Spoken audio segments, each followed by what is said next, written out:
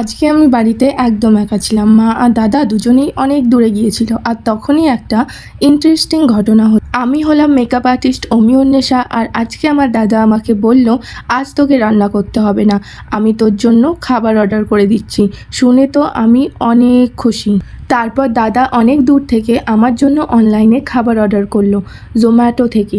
রামপুরহাটের মতো ছোট শহরে অনলাইনে খাবার অর্ডার করা আমার জন্য এটা ফার্স্ট এক্সপিরিয়েন্স ছিল। কিন্তু একটা প্রবলেম হয়ে গেল।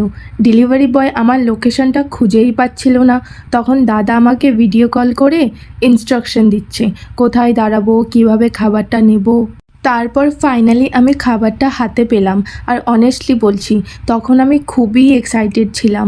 কিন্তু প্যাকেট খুলে যখন দেখলাম পিৎজা, আমার তো একটু শক লেগেছিল, কারণ আমি পিৎজা তেমন একটা পছন্দ করি না বললেই চলে। কিন্তু দেখতে খুব টেস্টি লাগছিল। পনির আর পেঁয়াজের টপিং একদম পারফেক্ট ছিল।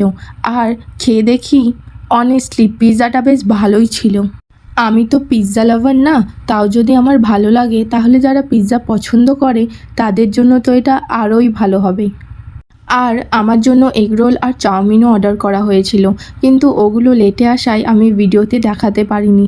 তো আজকের জন্য এইটুকু। যদি তোমাদেরকে ভালো লেগে থাকে তাহলে লাইক, শেয়ার, কমেন্ট করবে এবং তোমাদেরও অভিজ্ঞতাটা কমেন্ট সেকশনের মাধ্যমে আমাকে জানাবে। আল্লাহ হাফিজ।